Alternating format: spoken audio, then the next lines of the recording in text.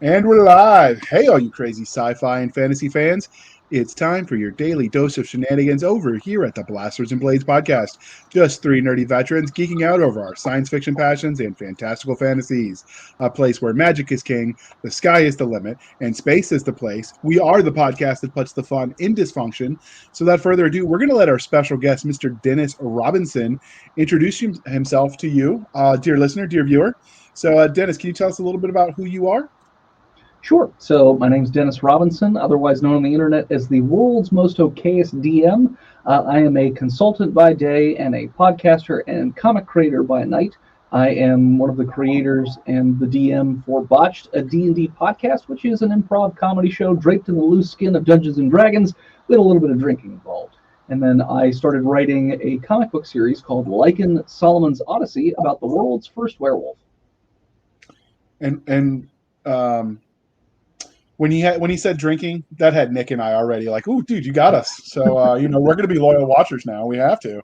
And I could definitely relate to the world's okayest DM as a tagline, having just started like leading a campaign on my end. Like I get it. So the next part of the introduction, dear listeners, how we first found them. So this one's going to be really easy. Doc told Nick and I to be here, and then she didn't bother to show up. Time on target, people. It's a thing. But, what can you expect from medics? It's like they lost their watch or something. I don't know. And now let the hate mail. You can send the hate mail to Cisca at blastersandbladespodcast.com. She wants to hear all of it. Sound about right, Nick? Yep, and that'll start our new weekly podcast called Damn It, Doc. Let's do that just once, just so we can say we did. Oh, absolutely. All right, got to ask him the religion questions. All right. Religion's real big. Am I reading that right? Yeah, okay. Star Wars, Star Trek, or Firefly? Oh, man.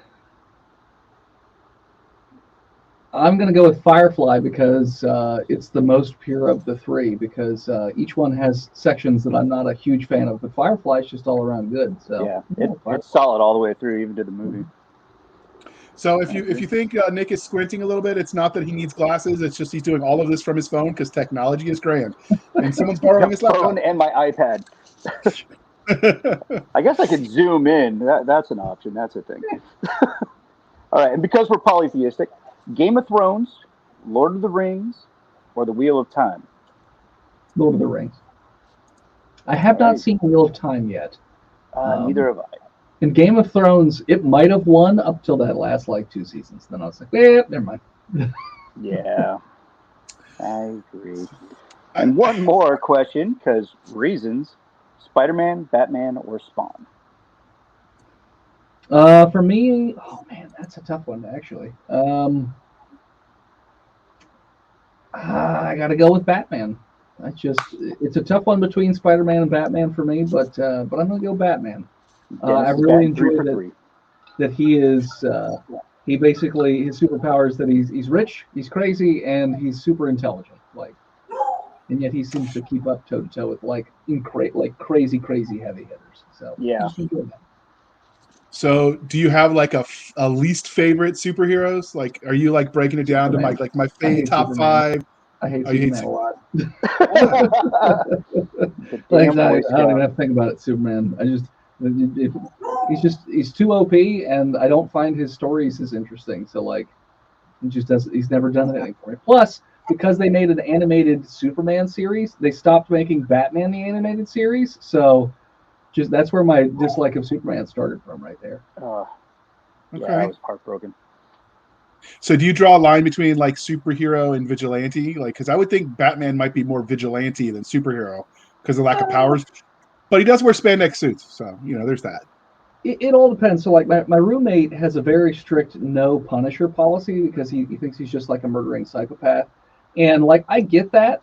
And sometimes when I watch it, it actually depends on the character, because sometimes when I look at a character, I'm like, man, if you just dealt away with your villains, this wouldn't be an issue. And then other times, it's kind of compelling that they have that one rule that they don't cross, and that they get really close to breaking the rule, but then they don't. So, for me, I'm good with either one as long as it's got a good story. I'm good. Yeah. So Nick, when we planned this indie comic graphic novel creator panel that we talked about, now that you've got somewhat of a steadier work schedule, he gets to come back because he gave the right answers. Yes, yes. And Punisher's one of those great characters, especially most recently since, I'd say 2001 on, because they deal a lot with PTSD, and it's kind of like a contributing factor. And it makes more sense. The series, even his appearance in Daredevil season 2, and then going into his own series, he deals with that a lot. And, I mean, it's dialed to 11, but some of the guys that went over there come back with that kind of stuff going on in their head. Yeah, my brother was a Green Beret, Special Forces, and he has terrible PTSD. So yeah, no, I 100% know what you mean. Yeah. So we here at the Blasters and Blades love both the fantastical and the scientific. So what was your first love, sci-fi or fantasy? For me, it was probably sci-fi, I would say. Growing up on Star Wars, like the original trilogy, and I also grew up with TNG. So like those two are like my big loves. Like Star Trek, The Next Generation, I still rewatch that series like every now and then. I'll just literally put it on. I try and put it on in the background, but I always just start to turn in my seat towards the TV because I just find the characters so compelling and like the stories that they get into. So I would say sci-fi was my first love. So did you, was your first experience with sci-fi then, was it the Star Wars or was there something else? Star Wars. I was born in '86, and my parents had it wasn't the original VHSs, but it was like the first fiddling of the movies that George Lucas did. So I grew up on the standard VHS tapes. So when I was like real young, maybe like 6 or 7, that's where I started watching the Star Wars movies. And yeah, I was hooked. And then we were there, when Phantom Menace came out. Except we got there late, so I was sitting in the very front row, staring up at the screen. So by the time that movie was over, I'm pretty sure that's what gave me back problems for the rest of my life. I could believe it. So did you read the Star Wars books that were like the Rogue Squadron and the X-Wing and all of those books that were floating around that are not canon anymore? Thank you, Disney. So no, I never got into the books. I was more into the games. So like the Kyle Katarn, I forget which jet or what it's called with Jedi, but there's like Jedi Academy, KOTOR, like that stuff. I was really into the side stories within the Star Wars universe. I just never got into the book series. Okay, that's fair. I read the books because I was a reader and I really dug them. Although I get why they had to get rid of some of them because I don't think George Lucas knew how to say no to all the bad ideas that came to him. Yep. And so suddenly and everybody that wrote those stories wanted to write Luke, Han, and Leia and the main cast. And so suddenly you've got them in 3 or 4 locations at the exact same time. And, something's got to give because the galaxy, it's only but so, transversable instantly. So it was definitely an issue. I noticed even reading it. But I liked it enough that I just hit the I believe button. That does not necessarily work when you want to start putting out more movies. That is true. Yeah. Fans like Nick will eat you alive. Canon somewhere, so they were just like, all right, let's just because all that time passed to do all those books, so they had so many stories. So like, okay, we can't be confined by all of this literature. So I get it. Although some of the really cool stories got lost.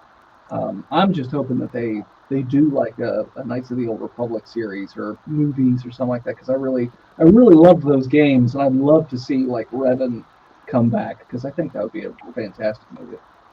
Yeah, I like Shadow of the Empire. Oh yeah, playing the Star Wars Empire. What was it Xbox game where you play the stormtroopers? Yeah, that was kind of cool. Battlefront. There we go. Republic Commando was another one. Republic Commando was awesome. Oh yeah. So what is it about speculative fiction, the more, broadly speaking umbrella term for what we love? What is it about that umbrella that you love so much? I feel like it gives you more of a sandbox to play in because then it really all depends on your imagination. So with speculative fiction, it could be, it could still just be on Earth and everything is normal, or you could have superheroes, or you could have fantasy like in a completely different realm, or Doctor Who, where it's like super sci-fi and space adventures, and like all the laws of physics and everything are completely different. So speculative fiction just it leaves so much open to the writer and also the audience for your imagination to sort of just like go crazy. Yeah, that's I'm 100% behind you on that. You're just knocking all these answers out of the park, man. Not like it's a quiz or anything, but sure. I like what I'm hearing. How did your love of speculative fiction? I can't talk tonight. Speculative fiction transition into you writing stories. Just diving into this world. So I got into writing through D&D. So years ago, I tried my hand at being a DM and it didn't work out. So then about 7 or 8 years ago now, our group of friends got together, we started playing D&D, and one of my other buddies, who's also on the show currently, he was the DM. The problem is with D&D, if you've ever played it, is that schedules often never line up, and if you ever fall out of a space shuttle launching. Exactly, and if you ever fall out of your schedule, it is so hard to get back into it. So we went like months without playing, and one of my other buddies, I just happened to be at the bar when he was having his wedding reception, and he was like, "Hey, we want to play D&D. Would you want to like DM?" And so I started DMing, and I started writing stories. And the first story that I wrote was actually one about lycanthropy, where they're all working in this sort of like prison complex, and then it gets like overrun with monsters, and each one of them contracts a different form of lycanthropy. Like one of them was a werebear, one of them was a boar, one of them was a rat, one of them was a bat. So like D&D has all kinds of this crazy stuff. So I got into writing stories that way. And originally I had written my comic book series. I didn't write it, I just had the idea for it and wrote out some like notes. I have some rolled up yellow pieces of paper that I wrote up at Disney World somewhere in my house, I have no idea where, from more than 10 years ago. And so I had this idea way back then about the world's first werewolf, because I love mythology. Ever since I played the God of War games, like I got super, super into Greek mythology. And then through D&D, I got into all this other mythology, like Arabic mythology and Slavic mythology and Chinese and Japanese, and like all these just really crazy monsters and creatures and stories. So I wanted to make a book about the world's first werewolf, because I always loved the werewolves. But then, it just sort of hit me that I was like, I'm never going to make a comic book, and I put it on the shelf. But then when I started playing D&D again, and we started doing the podcast, we got invited to go to Dragon Con, where we did our first live show.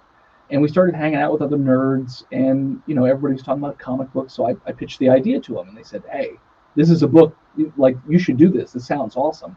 And that was 5 years ago, and my first book came out last year. So sort of everything came back around because of D&D. Nice. That's awesome. Many authors let their own real life experiences influence what they write. Mm-hmm. And the stories that they tell. Were there any specific formidable moments that really shaped you as a storyteller? I'm going to guess that it's doing D&D. Well, actually, so the way that I wrote the characters is how I interact with my siblings and how I interact with my friends in real life. So when I was trying to write the dialogue for how the main character interacts with his brother, or how the main character interacts with his best friends, I basically pulled from real life experience, like, okay, how would I talk to my older brother that beats the crap out of me? How would I interact with my buddies in this situation where I messed up, and then sort of talk through it and like try and have like a little bit of an acting scene, back and forth with myself, and then see, does that sound natural? And one of the nice things that I've heard about the book is that it feels like these are real people, not just like caricatures where this is the comedy person and this is the serious person and whatnot. Like, they all have various levels and different emotions and feelings based on the situation. So I was really happy that I managed to get that to come across properly. So I wouldn't even say D&D in this case. I would say it's more my real life interactions with other people. And coincidentally, when I write the females in the books, they tend to be I base them off of my exes. So only the good stuff, of course. Oh, the good stuff. Yeah, the good characteristics. So, I mean, I don't mean that there are a number of books. I'm planning 15 books in the series, so obviously terrible things happen to some of them. But absolutely, they're excellent. I hated them. It was because the story demanded it. Yeah, it's interesting your process in doing that. It's, Kevin Smith does that in the beginning when he was writing movies. He would act it out, and if it didn't sound like something him and his friends would say, he'd cut the line or change it. Yeah. So, and that's something I do with my comic books as well. Okay. Anyone who walks in on me, they're like, "What are you doing? Acting?" Listening to the voices in my head. Yeah, listen. They have some really good ideas. You should listen. Oh wait, you can't. Don't worry, I'll tell you about it later. It's fine. We're all a little crazy at times. Transitioning away from the writing side, let's talk about the things from a fan angle. Have you got any cool fan art or had a fan cosplay any of your characters yet? So no cosplay yet. So the book literally just released in July. So I don't think there's been enough time to get crazy about it yet. Well, DragonCon next year, there'll probably be like 15 of them. There you go. So that'd be really cool to see some like crazy werewolf stuff at DragonCon next year. But in terms of fan art, so I went. My first convention that I ever did was the beginning of August. I went to Big Lick Comic Con in Roanoke, Virginia, and there was another guy in the Artist Alley named Lee Horton who was also doing a werewolf book. And he came down while I wasn't even at the booth, and he was talking to my friend Shannon, who was manning the booth while I was gone. And he came by, he looked at it, and he bought a book. He went back, and Shannon was like, "Hey, this guy came over. He seemed really cool. He's got a werewolf book," and she had it in her hand, so she was reading it. So you should go see him. So, later on in the day, I went over and talked to him. He's like, "I love this book." He's like, "I want to make some art for your book." I was like, "Oh, I mean, okay, if you want. I mean, I can pay for it." He's like, "No, I'm not going to let you pay for it. Like, just let me make this for you." And so if you look at the Kickstarter, there is a poster where it's like this werewolf and like two ghouls around. It's got a lot of blue and green tones to it. He did that for me just out of the goodness of his heart there at that convention, which was really, really cool of him. I said, "Hey, I'm going to hire you for more work in the future, but you are going to let me pay." And he's like, "Yeah, whatever." I was like, "Yeah, no, like if you're going to make art, let me pay for you." Yeah, we'll do that. Artists will do that. If we really like your product, we really like your story, we'll be like, "Hey, we'll do some art." Well, I really can't afford to pay you. No, this is on me, bro. No, I could afford to pay him. I was like, "Let me pay you." He's like, "No, that's not what I'm saying." But like, there's just times where everybody's on different revenue streams, especially in the world of Kickstarting. That's why I was like, "Hey, man, you did this awesome thing. Just let me. I'm going to use it. Like you gave me permission to use it. Just let me." And this is that picture right here that he did for you. No, so this is a cover by Christian Debari. I don't know if the picture itself is like on, like separately on the Kickstarter, but I know it's in the tiers because it's the 18 by 24 poster that's included in. I think it's the $100 tier and up. Gets the so I was just grabbing some of the art. Obviously, I couldn't get all of it for the show, and I'm trying to cycle through some of it while you're answering. So I did not grab the posters because I didn't even think about it.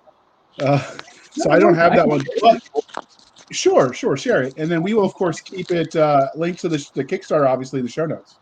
Sure. Let me find it here real quick. There we are. So the art is amazing, though. I'm really digging it.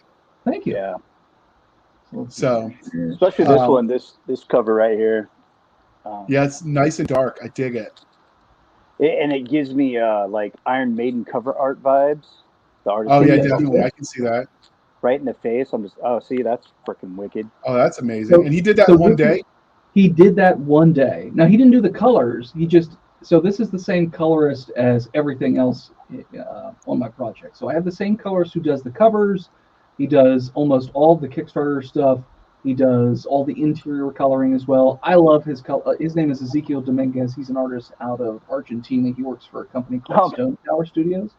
And I love him on Instagram, I think. Oh, okay. I love his colors. And so when Lee gave me this in black and white, I was like, "Hey, does he have the bandwidth to like work on this? Because I would love to see what he comes up with." And again, I think he nailed it in terms of right out of the park, man. Lee drew this for me in a day, and I was like, "Dude, this is too awesome! Like it's too good." You can't just give this to me. I love the werewolf's face. It's a very John Landis, American Werewolf in London. So The that's color. his style of werewolf. Like his story, he does a story about a Scottish werewolf, and like it's all stylized that way, where everybody has these big, like big jaws that jut out. Yeah, like everybody is like very stylized that way, and it's a really cool book. And the color palette's amazing, and I really like how the eyes stick out because yellow is a very warm color, and then just mixed with all the blues and the greens and all those cool colors, it just those really stick out. That's where my eye went to first, was those eyes, and then I started noticing everything around it. I'm like, holy crap, that's a cool picture. So Nick, what is you draw too? So is a day for that level of detail, is that quick or is that pretty normal? I don't have a clue. Is it quick to draw something like that? For that level of detail in a day, is that good? Is that cranking along? It depends. I believe in my heart of hearts, every artist that's worth his salt can do that level of detail. It's how much time they spent practicing that level of detail, where it's going to be, it might take you an hour or 2 hours, or it could take you 3 or 4 days. Yeah. The talent is there. The speed is like, after you nail down the talent, the speed is what, and that's all based on like anything else in life. You're already good at something. Now you want to be faster, because especially for artists, that's how we get work. Yeah. How quick we can knock out stuff.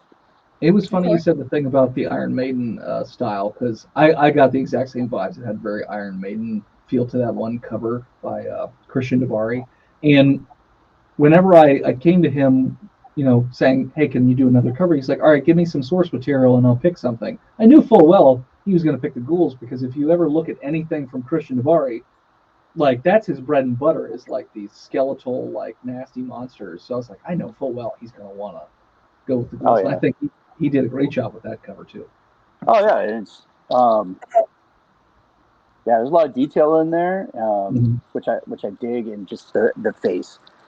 The face is what I'm really digging. That's one of the hardest things as an artist to really nail down, is a face you can kind of believe in. It's very dead. It's very necrotic. It's very skeletal. I'm running out of adjectives. But yeah, I dig that type of artwork, and it would take me 2 years to learn how to do that. So everybody has their niche, and thank God that's his, because that's awesome. So back to things from the fan angle. Since you've started creating content, has anyone ever asked for your autograph? Oh yeah.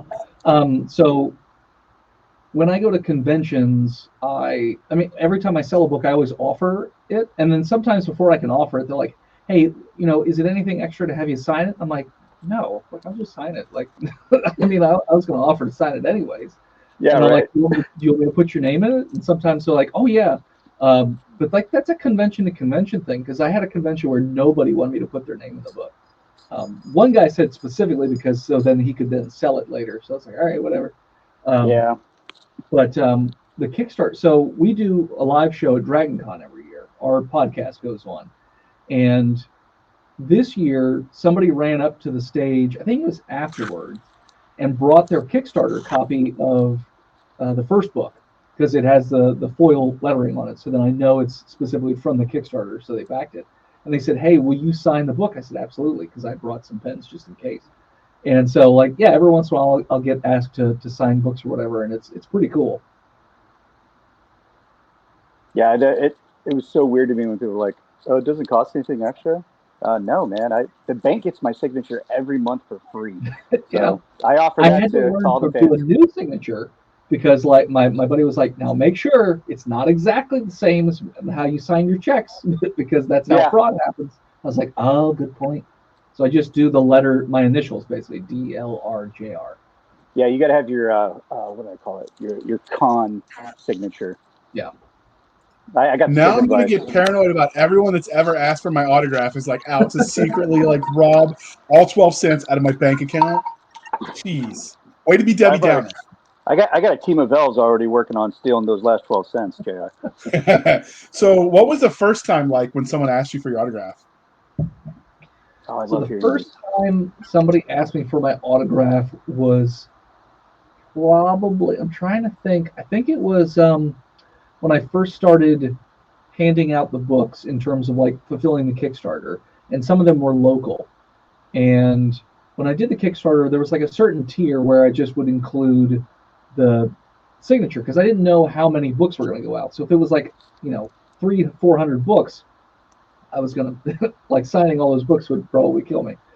So I was like, okay, we'll just set it at 100. Now, obviously, I did not sell anywhere near that amount of books, so it was fine.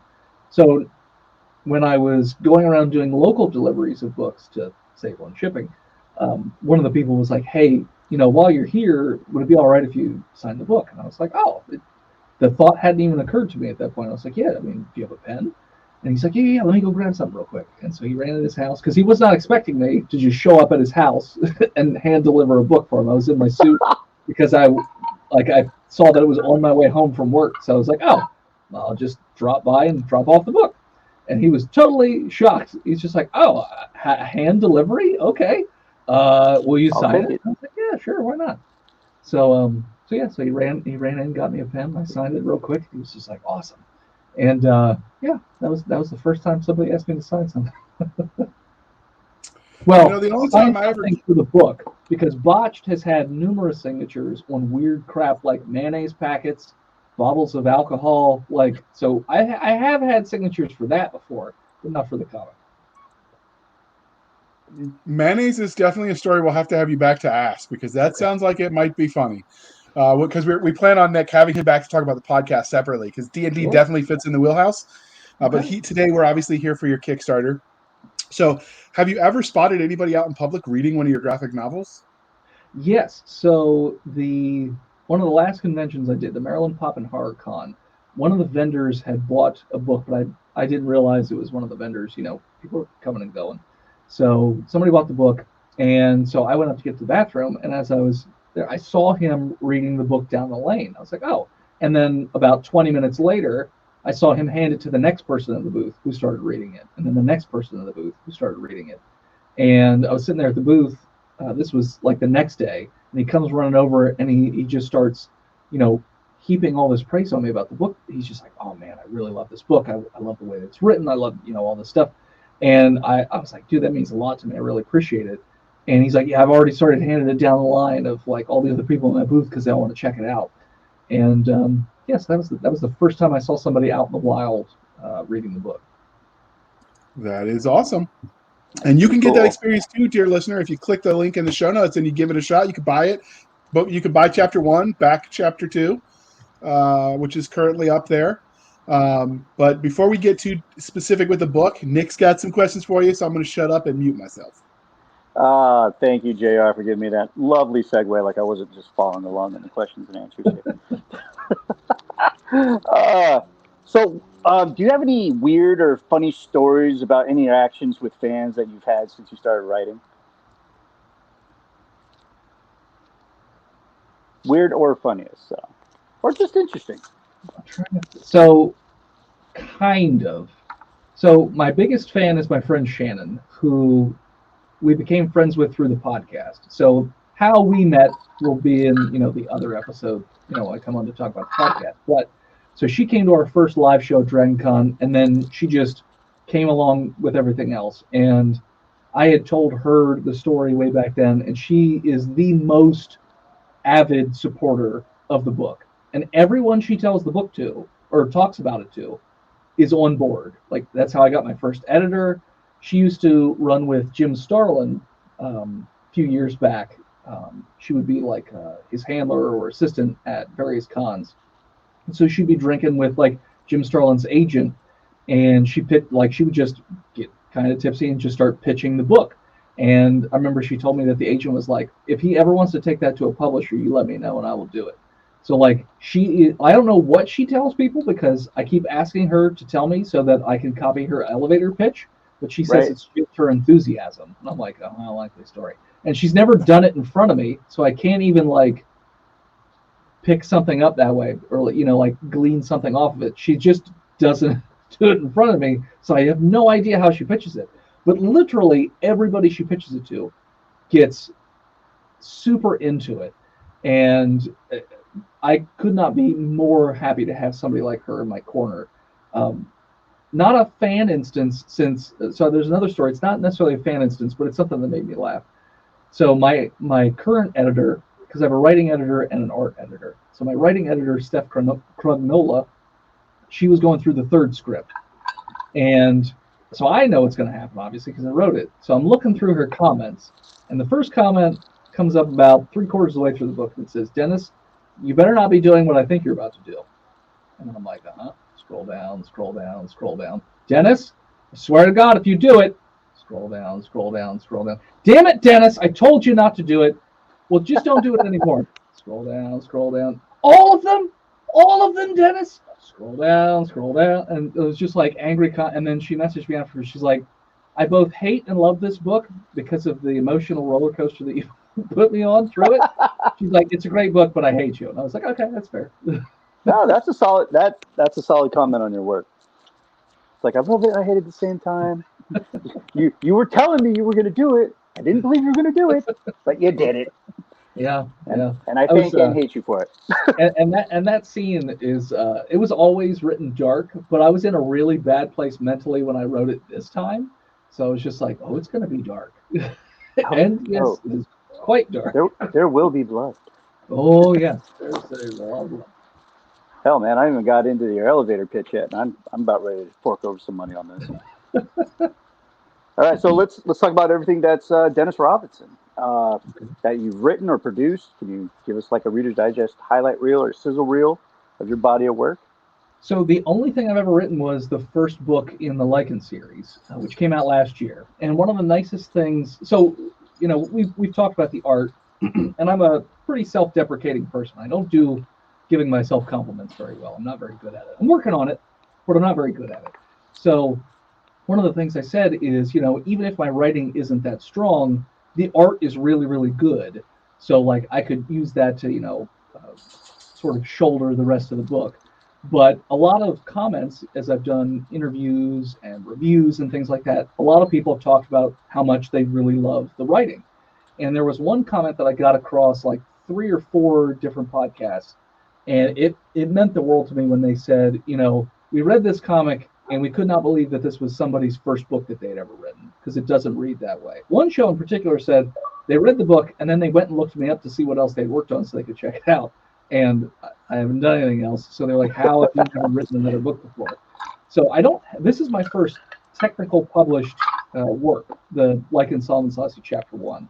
And then Chapter 2 is the second one. So the only other work of writing that I have out there was I was part of a podcasting anthology called Pod Life 2.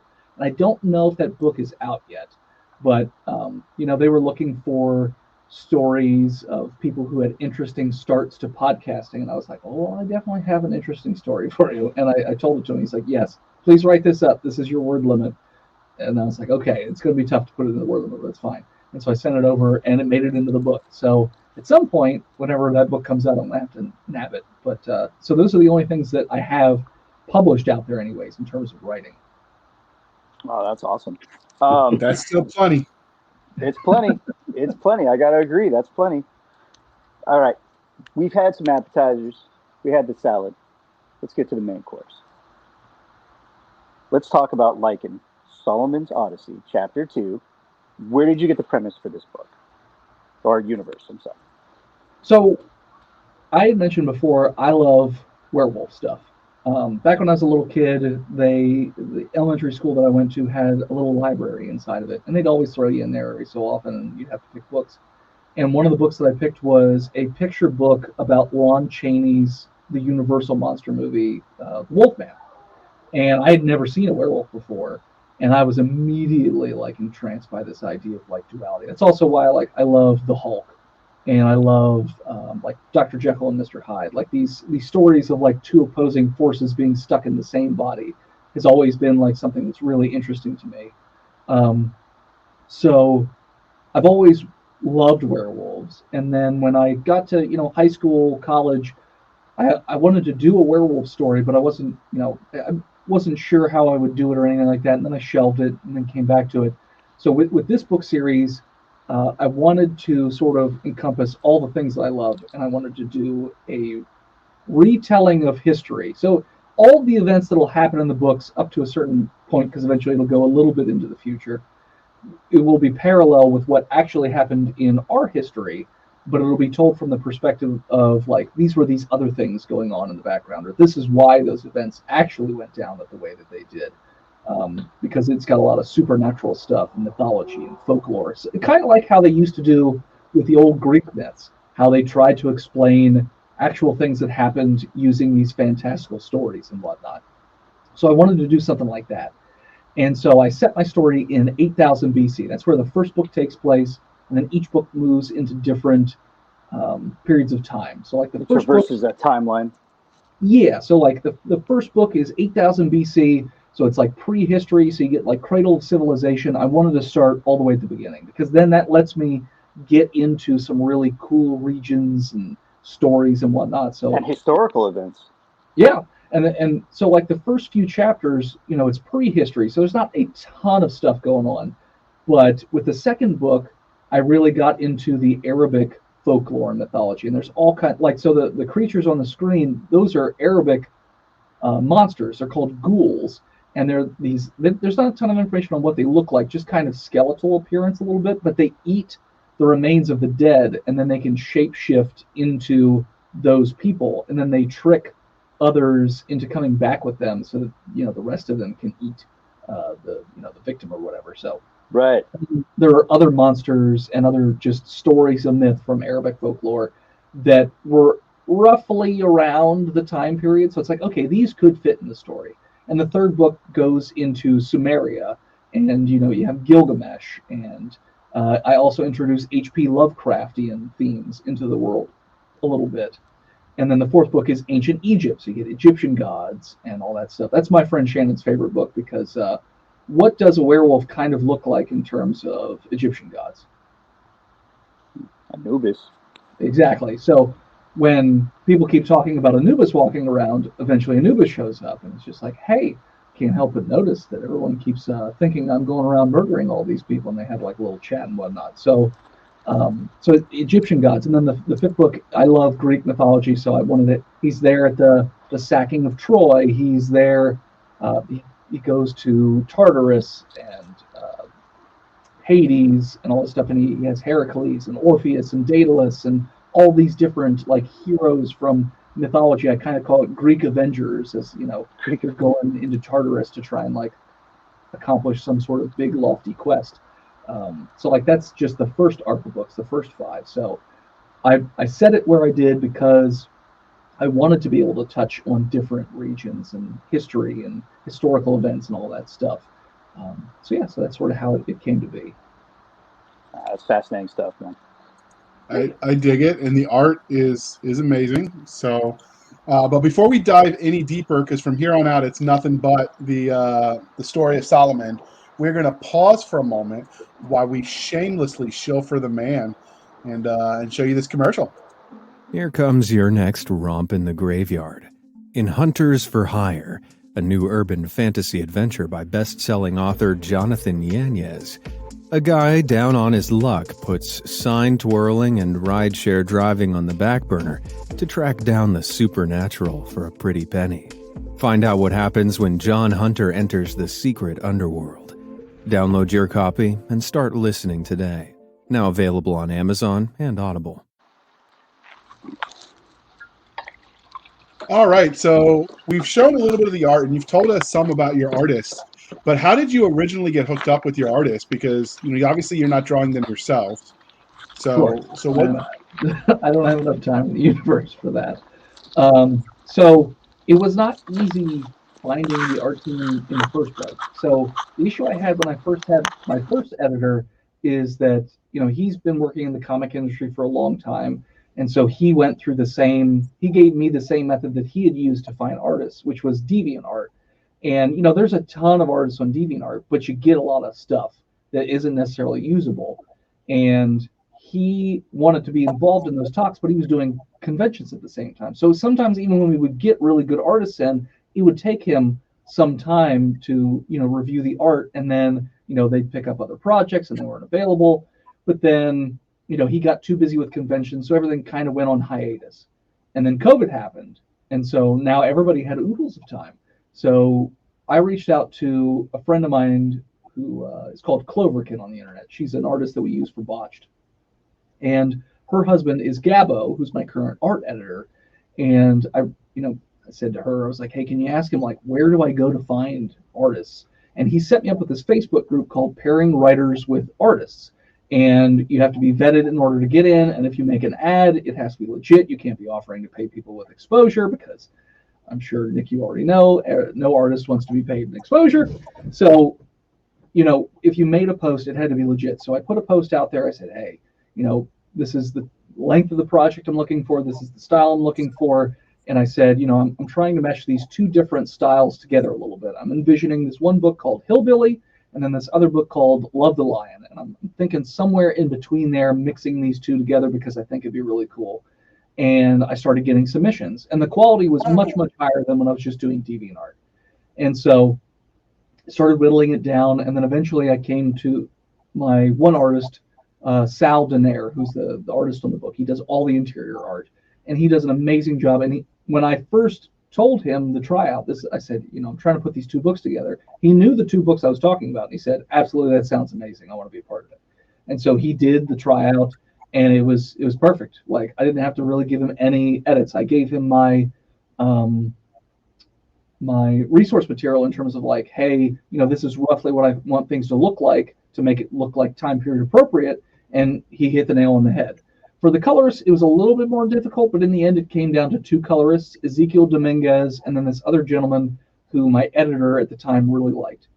Well, it became really easy because the other guy who my editor liked never responded to any messages. So easy pick, Ezekiel Dominguez, and I'm super, super happy that I managed to keep him on the team. And then the letterer, Joel Saavedra, is actually the same letterer that my first editor used. So that's how I put the art team together, and I've just been super lucky that I've managed to keep them together for as long as I have. Okay, that's a good way to do it. I had no idea how any of that works, so I'm just going to smile and nod, as they say. But we appreciate you telling us about that. But now let's talk about the book itself. What would your 30-second elevator pitch be? So my elevator pitch would be Lycan, Solomon's Odyssey, the series in general anyways, is the story of the world's first werewolf, about a man with a devil-may-care attitude who is thrust into desperate situations where desperate decisions must be made in order to save those he cares about. So that's the elevator pitch for the series as a whole, I would say. The second book, I would pitch it as, similarly, it's the story of Solomon, the world's first werewolf, but it really delves into ancient Arabic folklore, mythology, and like crazy monsters, while touching on themes of PTSD and grief, and then also opening the world up to magic. So that's how I would pitch the second book. Okay, and as we're looking through these images, what made you decide that graphic novel was the medium to tell this story? Because obviously you could have written the novel as a novel. There's certainly room for werewolf fiction out there. In every form, shape, and configuration for subgenre, someone's telling a werewolf story. So what made you say, you know what, I'm not an artist, but I'd really like this to be a graphic novel? So when I had the story in my head, I envisioned it a certain way. Like, I see it in my head a certain way, almost sort of like a cinematic sense. And so while I could try and write it out that way to try and impart it, a lot of times I notice when I'm reading things that I imagine it however it is, the writer might not be envisioning it the same way that I'm picturing it in my head. And so this way I kind of wanted the audience to be able to see it the way that I see it in my head. So I put together this art team and went with this style so that they could see it the way that I see it in my head, but also make the art really beautiful. So it's like a very vicious and, kind of gritty and sometimes really depressing story, but I still wanted it to be really, really beautiful to look at. And I think my art team at least nailed it on the head in terms of like making it beautiful and also terrible all at the same time. Okay.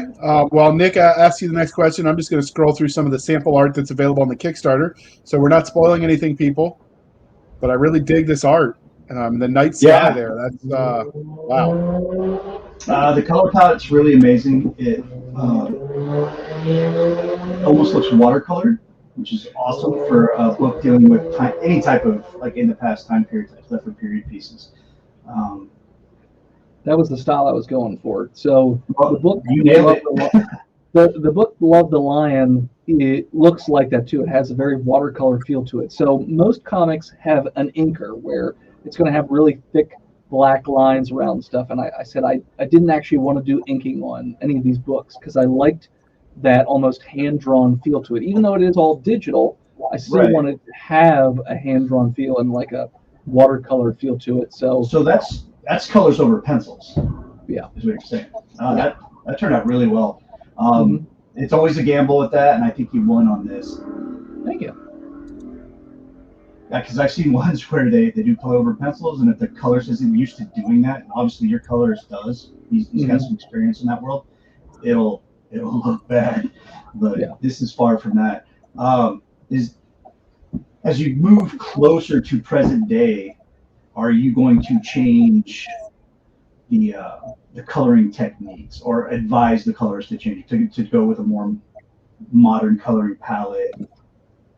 So I don't know if I will change the color palette up too much. Originally, when I first thought of the book, I thought that I would do muted colors at first before the werewolf comes around, and then when he changes, it's sort of like everything becomes more colorful and vibrant because that's how he's experiencing the world. But okay, yeah, that was going to be my question. Is when he goes into that and the colors change, that actually would have been really cool.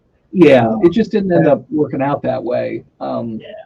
With my editors were all saying, it might be a bit confusing as to like why unless because if it's not explicitly explained, they might just wonder like why is the first like I don't know 20, 30 pages. I think your audience would have caught on.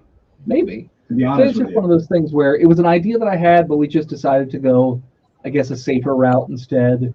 But I don't think I would change the color palette. I mean, obviously the palette's going to change just because the setting's going to change. So like, if you're in a concrete jungle, obviously you're going to have more grays. I'm still going to ask him to put colors that might not even make. So like even here, when the colorist first started working on the book, because you have a lot of desert scenes, obviously it's in the desert. So the desert's pretty boring. It's brown, it's yellows and whatnot. But I said, I said, I don't really care if it makes sense. I love color. Think about like the Disney Aladdin color palette where you got the nighttime scenes are all purples and blues and pinks and reds. Some of the prettiest sky sets I've ever experienced were in the desert throughout my career. Yeah. I had some probably the best sunrises and sunsets. Shooting stars and I think you're really ahead on it here. So I was like, so even if the setting does turn to something that is more of a kind of concrete jungle or something like that, I feel like Ezekiel will still find ways to inject creative use of color here and there to make it visually interesting. Just because I do give him sort of free reign, like, hey man, I love color, you love color, put whatever you want in here as long as it looks cool, I'm good with it. Yeah. So that actually is interesting that Nick said that, because I was just thinking of the same thing when I went to this one. It's a desert scene. Nick and I's service in Mesopotamia overlapped, so we were in Iraq at the same time, and I was just thinking this hits the nail on the head for the sort of the ambiance, and even sometimes at daylight in the middle of the day, it felt like sort of dusk because there was so much sand in the air. So the coloring that you did, I think you nailed the ambiance. Have you ever been to a desert, or was this just gut instinct and looking at pictures? I've driven through a desert, but I've not experienced a desert. I helped a buddy in COVID move from the West Coast to the East Coast. So we drove from East Coast to California, one straight shot, loaded up a car, drove California back to East Coast, one straight shot. So didn't really get a whole lot of time in the desert, but which means you got to experience one of my favorite deserts, which is Mojave in Death Valley. Just looking through the color palette, the vibrant oranges and purples, and Disney nailed it. I think your colorist nailed it. It's just a beautiful piece of work. Give me some more art porn on the screen, JR. I'm a visual guy, obviously. I Sure. dabble in writing because I couldn't afford a writer when I started out 11 years ago. So I had to learn that skill. But my true love and passion is always the artwork, and that's usually one of the first things I'll criticize. It could be a crap story for 90 issues. If the artwork is solid, you will have a fan from me for 90 issues. Yeah, so I've always been a visual person in terms of like, I'd rather see something than read something, I guess. Like I've just always been visual in the way that I do everything. You process information faster that way. Yeah, and so I was very, very picky in particular about the visuals with this. And every time, so like, even though I'm not drawing it, I work with the art team every step of the way. Like, hey, first you get a almost like stick figure rough sketch of the page to see, what's the panel layout going to be, where's everything going to go, and then once I give it the okay, if I give it the okay, then they give it the final draft, where everything is more detailed and whatnot. And then once that's finalized, then it goes to the colorist. And same thing, I get it, I look at it, my art editor looks at it, and we sort of go back and forth that way. Sometimes I don't ever have to make any notes. Sometimes I have to make more detailed notes. It all depends. I'm very, very picky with things. But with the art team that I put together, I really don't need to be super picky. There just might be something that they missed here or there. Something small, like with a design of some of the characters in this book, I said they had different colored gemstones around the neck, like a necklace. But the problem was they looked like Christmas lights because they were like red, blue, green, or whatever. I was like, okay, can't like they look like Christmas lights. We have to change the colors. And they were like, it didn't even occur to me. Like it didn't even cross their minds. Like, oh yeah, it does look like Christmas lights. So then we changed it up, and there were oranges and reds and yellows and things like that. So it didn't look quite so Christmassy. I think that's one of the things I love most about creating comic books, and you might agree with this, is that it's like a symphony. Mm-hmm. It's a concert. You got all these.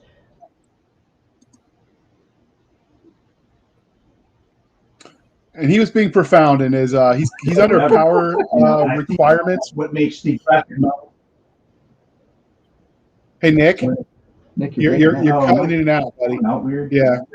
California power issues, man. I'm sorry. That's not. So you're talking about art is like a symphony. Awesome. All right, let me get rid of this other tab here. I think that's what's causing the problems. All right, so art's like a symphony. It's a bunch of people going back and forth, and a lot of collaboration between everyone involved. And hopefully, I'm still coming through. No, you are. All right. Yeah. So I will say that this is one of the reasons it's good that we have Nick here, because the questions that I had were generic. That work for every book interview, and I think Nick's diving into the art with you was a lot more interesting. So that's kind of stuff I would have never even thought to ask. And if they played the drinking game every time somebody said I was colorblind, people would have no liver anymore. But like what I see and what everyone else sees isn't always the same. So this was kind of perfect that you were able to get this when Nick was here. But let's talk a little bit about the story itself. What do you think makes Solomon unique in the crowded field that is sort of werewolf fiction? So what makes Solomon unique is that, I would say he definitely has an interesting character arc in the sense that he is sort of aloof. He's an aloof character, and he has all these more stern people around him sort of directing the way that his life is supposed to go. That's not really, what he wants to do with his life. And he's been kind of coddled. And then as he grows up, he has responsibilities that he has to do, and he doesn't really know what to do with himself when he's put into those. And then as more responsibility that he's just not used to gets, thrust upon him, he starts basically making desperate decisions because he just doesn't know what to do. And I feel, though, that, in the werewolf genre, at least from what I've seen anyways, there's not as many graphic novels about werewolves as like regular books, I guess. There's some movies, but not as many as like vampires or anything like that.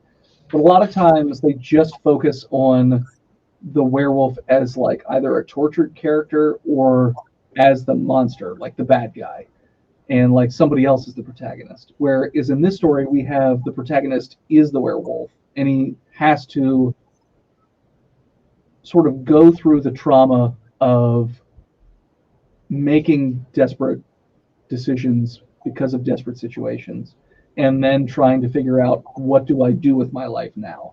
And so then he has PTSD. And I don't really feel like a lot of werewolf stuff that I read deals with a lot of that stuff. Sort of like the possible mental anguish of, destroying things that you love and care about. They talk about it. They don't really like dwell on it and really get into it. And the sort of holes that might put into a person's life where, maybe they would trust the wrong people or not trust people that they should trust, or just have like thoughts where, they completely seclude themselves and try and get away from it all. But, that doesn't necessarily help you either, because if humans are social creatures. Like they really do need to be around other people or they kind of go crazy. So it's one of those things where he just doesn't know necessarily what to do with himself. And he's just trying to figure out what to do with his life at this point. And I find that to be a pretty relatable character for me anyways, because a lot of times I'm like, what am I doing with my life? I don't even know. So do you like watching those campy vampire werewolf movies like Dog Soldiers or Curse of the Werewolf, that kind of thing? Dog Soldiers is my favorite werewolf movie, actually. It's mine too. It's amazing. I love that movie so much. That movie gets poo-pooed on a lot. Like, I think it was my artist, Sal, he was just like, hey, I love werewolf movies too. What's your favorite one? I was like, Dog Soldiers. He goes, the movie sucks. They're clearly a communist and they need to go to a camp somewhere. All right, I'm gonna need a sleigh team over there to that guy's house. Please now. I have another 13 books I gotta get, Ron, so it'd be great if I could. So this is gonna be maybe a tricky question because of the way you organized your story. Normally, there are secondary characters that sort of follow the main character around. Now, your story is going to span such a wide arc of time because it's an origin story. Mm-hmm. Are there going to potentially be a different secondary character in every book? But do you have any secondary characters, or is he a solitary creature? So no, there are lots of secondary characters. Some of them are recurring between books, and antagonists are also recurring across certain books. There's one antagonist that's going to be there the entire series. He's present in the first book. He'll be there for the whole entire thing, one way or another. But then each of I have 3 planned arcs, and there are different antagonists per book, or sometimes, one antagonist that pops up multiple times in the arc. So there are characters that are similar across each of the books, but Solomon is really the main one that sticks around each book after book. And other characters sort of come and go throughout the story.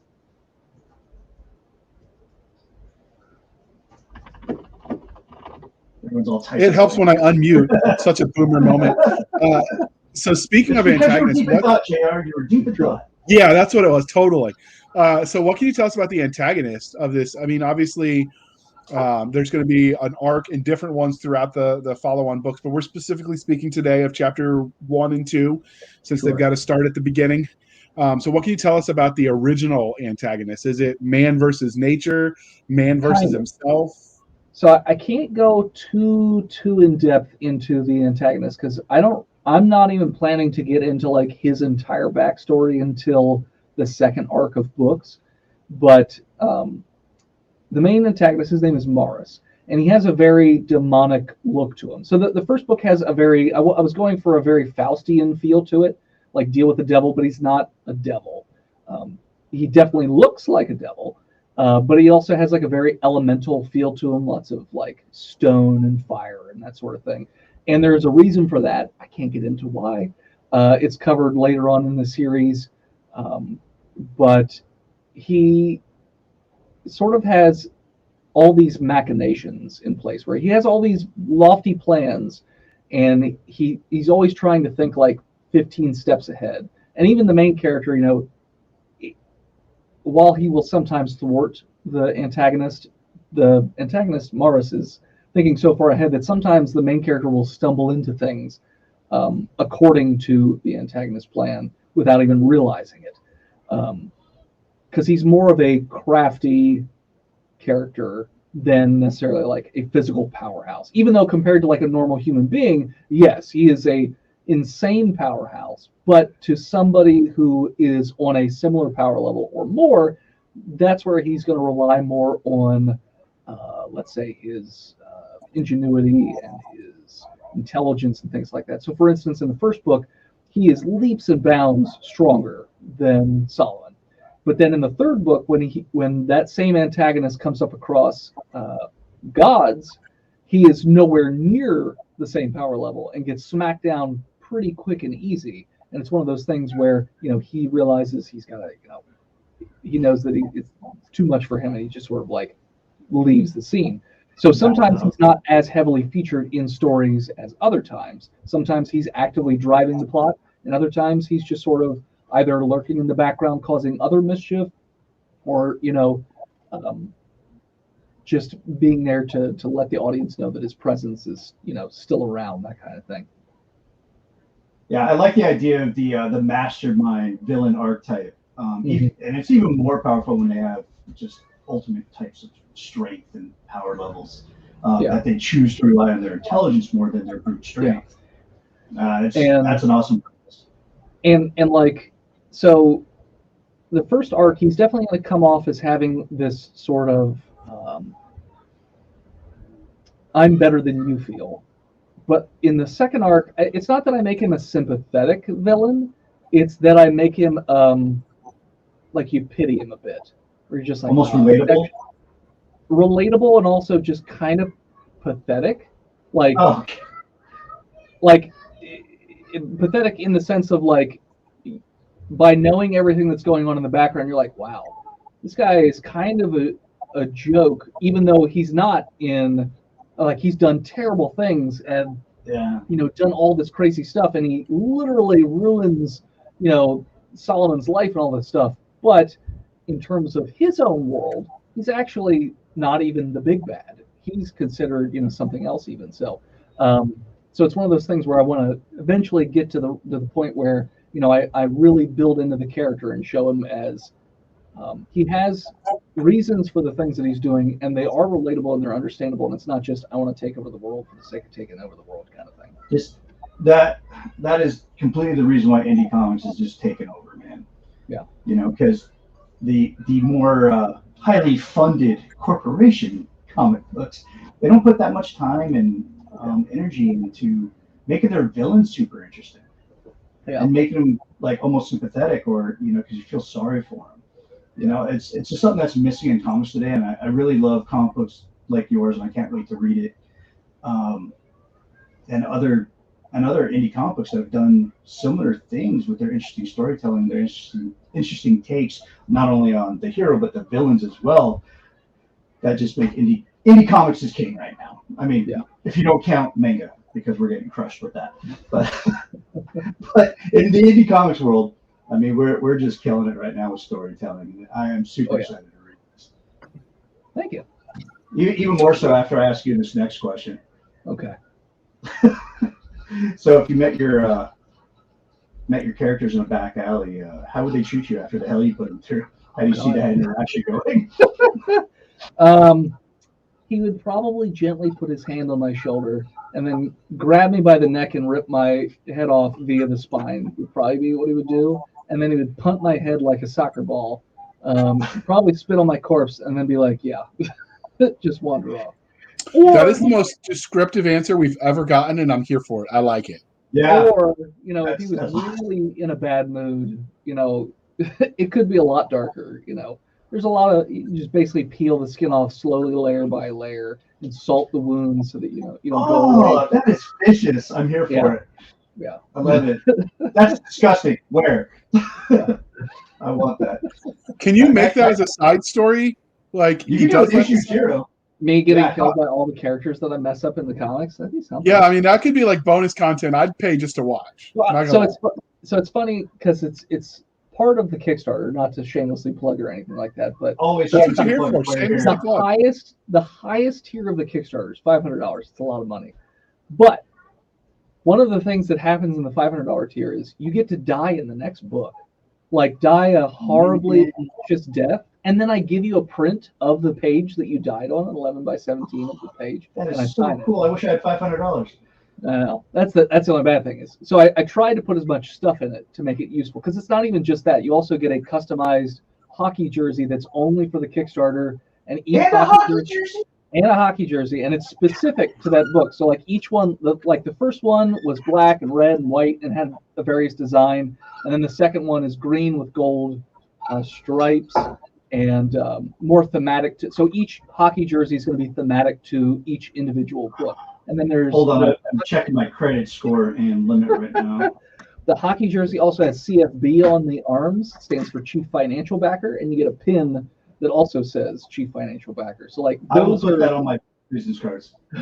That's what you get as and you get a slipcover for the book, which is only through the Kickstarter. So I was trying to make that level the most enticing, because the next level down is where you get a full audio production where it's voice acted, it's got ambient noise, it's got sound effects and all that stuff.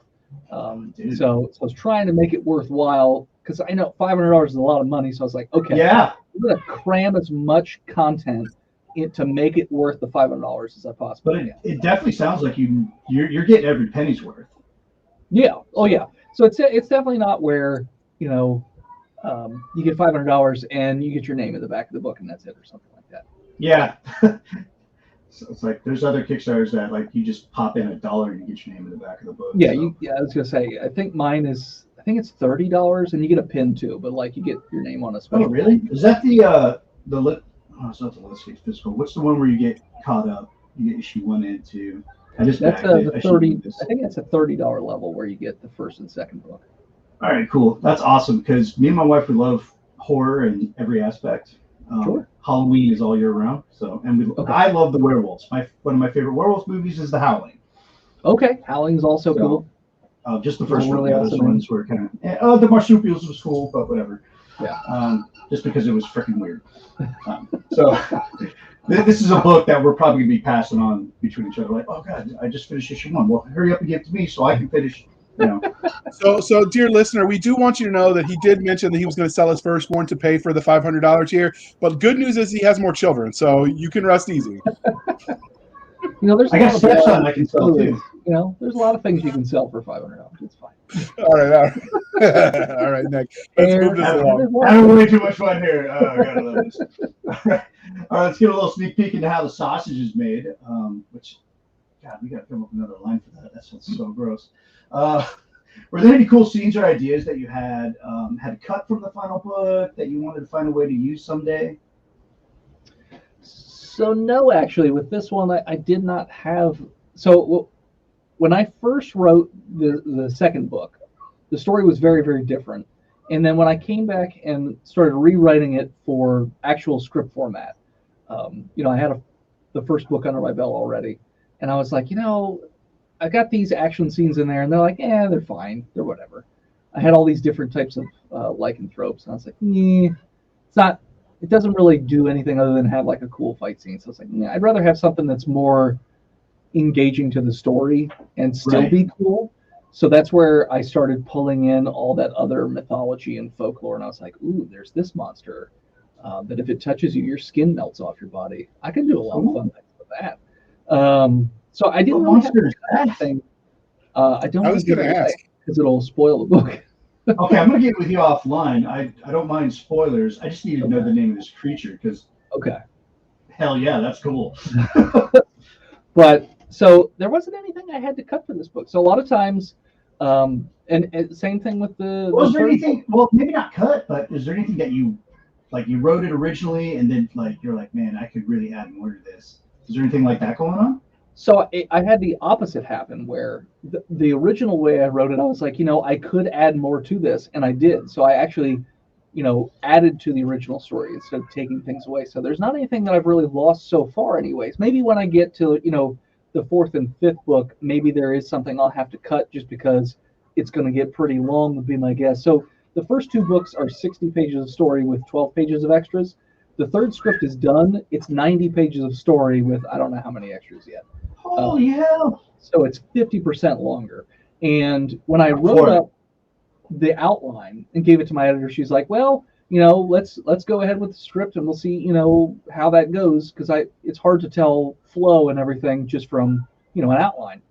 Right. Wrote up the script, ended up being 90 pages on the dot, handed it over to her. She's like, I was figuring there was going to be something I'd cut out of here. She's like, not really. There's not really anything to cut. Like, yeah, there are long periods where things are being set up, but it just helps build up character stuff and open up the world and things like that, and have like these really cool character interactions. She's like, so I can't really see anything that would be worthwhile cutting. So Yeah. I was like, hey, if I'm doing this all indie anyways, why not just make it however long I want to make it? So the third book is 90 pages. I don't know how long the fourth and fifth book is going to be in the end. I can tell you when I first wrote them years ago, those were the longest book, especially the fifth one, because, you've got the sacking of Troy, you've got Sparta, you've got the Greek Avengers where you're going to Tartarus and all this stuff. So, like, that's a lot of story to tell. So that one, will probably end up being over 100 pages, might even be like 120 or something like that. Yeah, some people, when they put all their stories together, they do a giant-sized graphic novel. This sounds like you're going to need an omnibus. Something like that. And that's awesome. I'm here. Well, originally, so when I was first figuring up the idea, I thought I was just going to put all 5 of these chapters together in one book and sell it that way to start. And everyone's like, no, that's your first book. It's too much. It's too much. I got the same advice. You have to sink so much cost into that before you even sold a book. Like, there's no way you'd be bankrupt before you ever got past the third book. Yeah, but like, okay. But once it's all said and done, you can release the Lycan omnibus. I'm going to have 3 big books for each of the arcs, because each arc. So Lycan is the title of the series, and then Solomon's Odyssey is where each arc has that name. So Solomon's Odyssey is the first arc. The second arc, I haven't decided what the name's going to be yet. The third arc, that's cool though. I like it. I'm digging it. All right. Can you go into depth a little bit more about the universe? No spoilers, of course, because like River Swan used to say in Doctor Who, spoilers, darling. In many series, the worlds where the story is told and takes place is almost as much as the character as the protagonist, antagonist. Mm-hmm. Do you set up your world that way?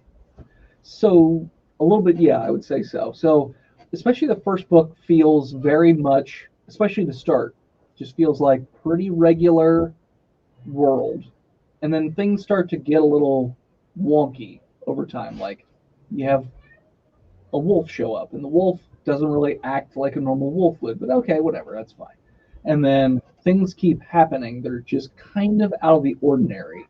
And then it just goes full twist with the supernatural, where, the main character's having premonitions of where to go for help. And then he finds this character, Morris, in the desert, and they make a deal. And, like, obviously he doesn't look very human and all that jazz. And then you have your werewolves and all that stuff. So the world ramps up pretty quickly. And then with the second book, it kind of continues on with that, where you have this supernatural element, and he's trying to make sense of a real world with the supernatural element, only for it to keep then expanding in that supernatural sense, where you have the introduction of magic and how that works. And he's never seen that before, so he's sort of, you're getting it the same way he's getting it in terms of like that fish out of water sense. I always like that as a story mechanic, where you are experiencing it with the main character and more monsters and things like that. So he's realizing pretty quickly that it's not just him, it's not just that one-off occurrence, that there's other stuff out there. And then the third book opens it up even more into like gods and, like I said, H.P. Lovecraft. So then you have cosmic horror and stuff like that. And then the fourth book, even more into gods and magic and things like that. And the fifth, even more so, you get into like afterlives and different places where people go when they die and stuff like that. So it just keeps sort of like opening up further and further as each book goes, because the main character is learning things as he goes, and sort of like, okay, well, now I know this, what's next? Okay, well, now I know this, what's next? And the door just keeps getting a little wider and a little wider and a little wider as things move forward. So that's really awesome, because you set your character so far back in human history, where it's like the world is pretty much brand new in the cosmic scheme of things, and then you're just going to guide him through this knowledge, this this quest of information. It's like, oh shit, that can happen. Oh wait, who are these guys? Wait, that's a thing. That's pretty cool. I'm super stoked about this. So all I'm going to say is when you get to the modern times, you need to have a scene where he accidentally encounters a group of soldiers in the woods on a routine training mission. In Scotland. So, in Scotland, just Starring for Kevin reasons. McKidd. So I will say, I do plan on having other types of werewolves in the universe. Like, I would like to have all of them represented. So I see it as a spectrum, where like all the way on the left you have true blood werewolves, where it's just a straight up wolf. And then you got all the way on the right, you have like the TV show Supernatural, where they basically just have some teeth and claws. And it's like in the middle, that's where you get your perfect werewolf. That's Solomon, 50-50, half man, half wolf. But like each of them also exist in this universe. So like your American Werewolf in London, your Howling Werewolves, your Van Helsing, the marsupial ones, whatever. It's like, and some of them are like they can actually pass on their lycanthropy through bites or scratches or whatever. Whereas Solomon can't do that. Like he can't pass it on genetically through children. He can't bite somebody and give it to them. His affliction is entirely different from how lycanthropy has been done in terms of like what I've seen in media. So the way his works is very different from how everybody else's does. And that's explained in the books. Yes, so that'll be really explained in book 4. You got me, dude. So damn it. You mentioned book 4, and you've talked about potentially a 15-book arc. So do you think that will wrap up the story, or is there room for the story to grow as you continue to write?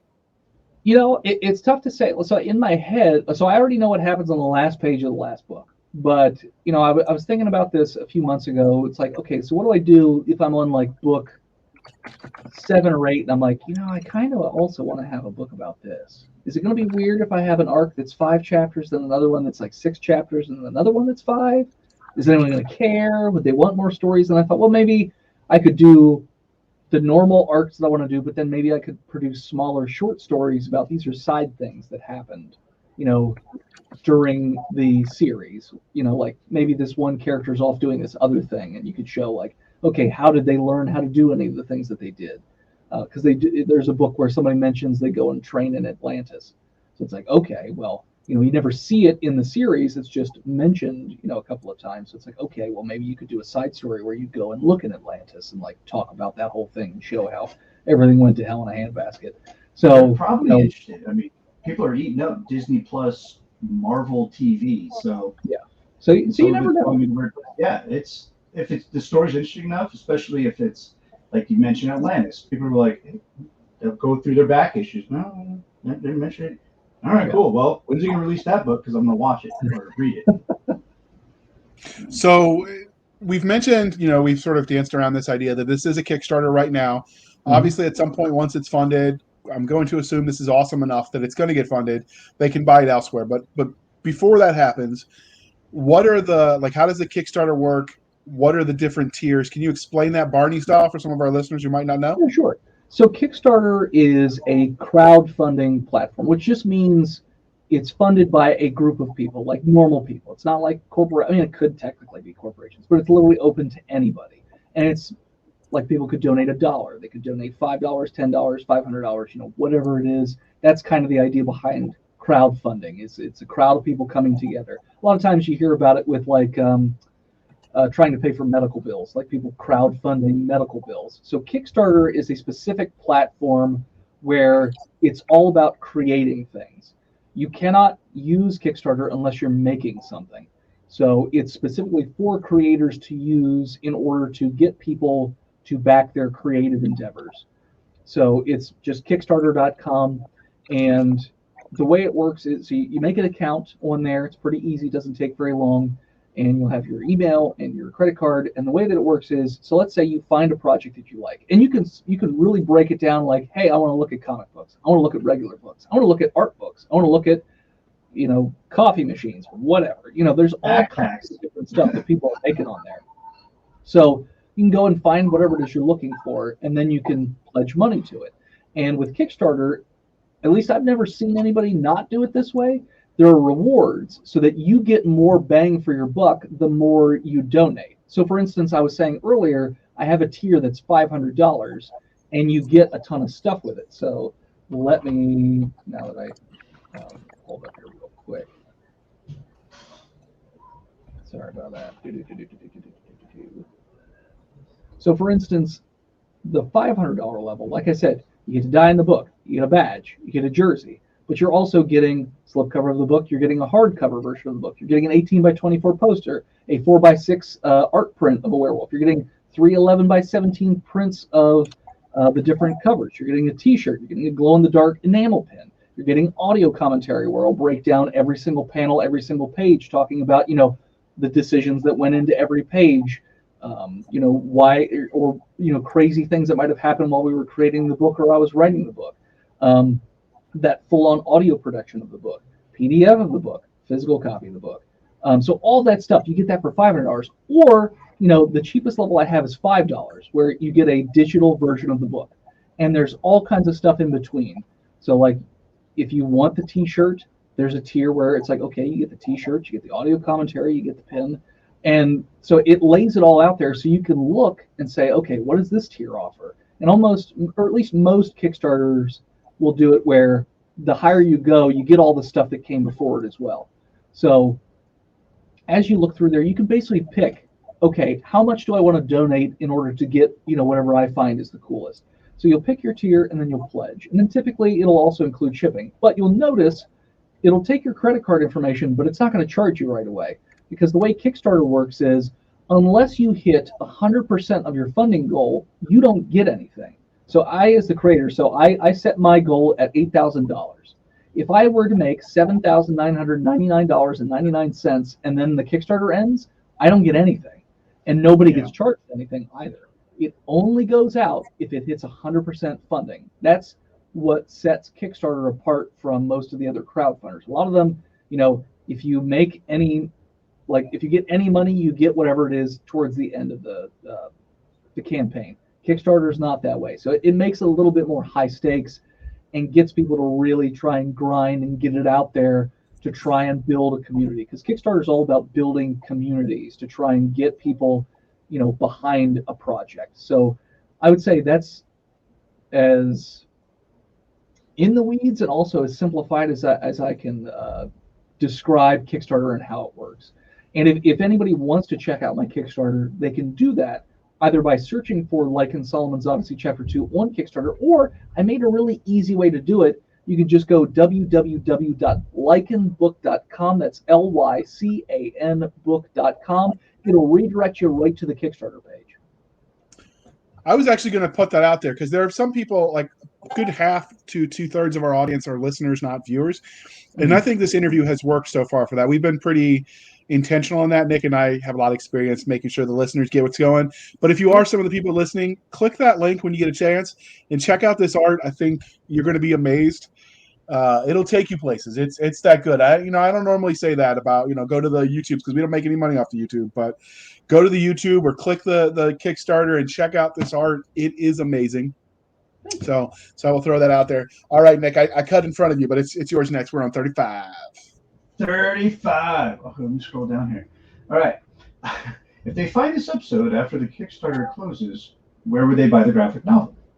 So if you go to the Kickstarter after it closes, there'll be a link on the Kickstarter page that says pre-order. So then it'll basically redirect you to where I'm going to tell you to go right now anyways. But if you happen to go to that link after the fact, this is where it's going to take you. It's going to go to www.hiveheadstudios.com, which is my website, where if I ever do start making other comics like I have planned, then it's sort of the umbrella that I'm going to have everything under. So on hiveheadstudios.com, if you want to check out the first 18 pages of the book for free, you can literally download a PDF to see if it's for you. You could download a PDF of the full first book. Eventually, when the second book comes out and I fulfill the Kickstarters, meaning, whoever backed on Kickstarter, I'll send out all the rewards. That's what fulfilling means. Once that's done, then I'll also put that up on the website as well. But you can also buy the first book physically on the website. Though, personally, if you can, back the Kickstarter and get the first book that way, it just helps because then you have more money going towards the Kickstarter, and then I don't have to panic attacks on a regular basis about am I going to make funding or not. So hiveheadstudios.com, there's a store on there. There's an email sign-up list where I give a lot of sort of personal takes on things and thoughts and feelings every week as I sort of go through this weird, crazy adventure. And there's also doggy pictures that I include in every email because I have Oh, a who fluffy, doesn't Nothing wrong with dog pics. I have a fluffy doofy named Yoshi, so I include pictures every email. There's also the store. There's a blog on there, and there's also a link to my Patreon where you get other content. Like I do a podcast all about sort of the ins and outs and behind the scenes and like crazy stuff that's going on in the background, where a buddy and I sort of just chit chat back and forth about it. Awesome. That is awesome. That's pretty cool stuff, man. Definitely check out Dennis and everything that he's put out. We're clearly the interview's kind of winding down. I'm running out of booze, so I need to recap that before we do anything else. So, is there anything else about Lycan Solomon's Odyssey Chapter 2 that we didn't ask that you kind of want to tell us about before we move on?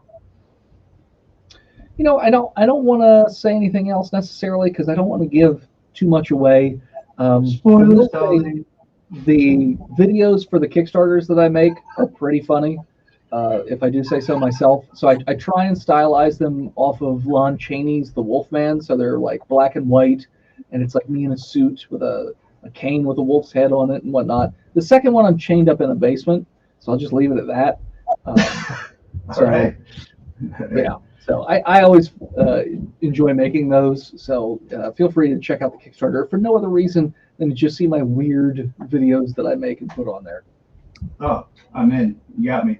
Before I forget, what kind of age ranges are we looking for this book? Is it like all ages? Well, so there's nothing sexual in the books. It's just violent. So it all depends on what you're okay with. So, for instance, at the local yard sale, an 8-year-old girl came up and bought the book, and I was like, "Are you sure?" And she opened it up. She's like, "Nah, this is awesome." I was like, "Okay." So, all right, here you go. That'll be $5. Yeah, I mean, it all depends on what you're okay with. So, like, if you're okay with like Deadpool level violence, then it should be just fine because we're talking monsters and like people getting their heads ripped off and stuff like that. So, it's definitely on the bloody side, but I don't really have anything overly sexualized or anything like that because for me, that's what most parents are concerned with their kids. Yeah, but I don't have anything like that in the books because I've always had this opinion: if it doesn't serve your story, then what's the point of it? So like, I tried to keep everything as historically accurate as possible while being able to know the rules. So like, all their clothing is period appropriate as far as I could research. There's no like, quadruple D. Low cut tops with a mini skirt or anything like that. It's nothing like there's no like sex scenes or anything like that because it doesn't. They imply having romantic entanglements, but nothing's like shown or anything like that because I just want you to know that they can't be B-movie level actresses and actors everywhere crying out in horror at that decision. I know. You've ruined their dreams, their aspirations. They were going to be the next thing in this movie, but instead, we will remind you, dear listener, that part of reading is a two-way street. The creators create, and you do your part. You review, you share, you spread the good word. So please be kind and speak your mind on the reviewing platforms. Your reviews help the right readers find the right books. And I happen to know you can leave a review in the comment section over on the Kickstarter. And then on his website, I'm sure at some point there'll be a place for testimonials, and he would love to see it. And if you've got a website, you can leave a review there. I'm sure at some point this will go up on Goodreads and BookBubs and all the other book aggregator sites. So do your part, people, because it really does help the indie creators. But with that being said, Dennis, can you tell listeners how they can find you? And as usual, it will be in the show notes. Sure. So I am on the internet everywhere at World's Most Okayest DM, except for Twitter because it's too many characters. So it's World's Okayest DM, but mostly I live on Instagram because, again, doggy pictures. You can also find me at Botched, a D&D podcast on all your podcatchers. We are also live on YouTube, or not YouTube, Twitch. Twitch.tv/Botched podcast. Monday nights we watch terrible movies and drink and talk about it. Tuesdays we actually do our live show. This season just started. And it's a fantasy Western because I wanted to do a Western and they wanted to do fantasy. So I said, screw it, put them together. So now we got fantasy Western. You can find all my comic book stuff at hiveheadstudios.com, patreon.com/hiveheadstudios. And then, of course, the Kickstarter is lycanbook.com. That's Lycan book.com. All right. And you can find us, dear listener, over on the Twitters at twitter.com/SF_fantasy_show, Sierra Foxtrot _fantasy_show. You can email the show at blastersandbladespodcast@gmail.com. Again, blastersandbladespodcast@gmail.com. Please be gentle on the hate mail. I might cry a little bit inside. You can find us on Facebook where all the shenanigans happen. Who's kidding? I'm laughing right with you. Or at you. I don't care. But you can join us over on Facebook where all the shenanigans happen at facebook.com/groups/Blasters and Blades podcast. Again, /groups/Blasters and Blades podcast. You can find our website at anchor.fm/Blasters Tech and Tag Blades. Again, anchor.fm/Blasters and Blades, where for as little as 99 cents a month, you can help keep the light on. And don't worry, we've promised you that website. Doc has the domain name, and we are working on getting some people that can put it together, people that are way more tech savvy than us. But you can also support the show more directly over at buymeacoffee.com/author J.R. Handley. Again, buymeacoffee.com/author J.R. Handley. Be sure to put it in the comments section that it is for the podcast. And I will keep my co-hosts, Doc Cisca and Nick Garber, duly intoxicated. He will drink until his liver surrenders. Never quit, never surrender. By Grabthor's hammer. All right. Thank you for spending some of your precious time with us. For Nick Garber and Doc Cisca, I am J.R. Handley, and this was the Blasters and Blades podcast. We'll be back next week at the same time, where we'll indulge our love of nerd culture, cheesy jokes, and all things that go boom.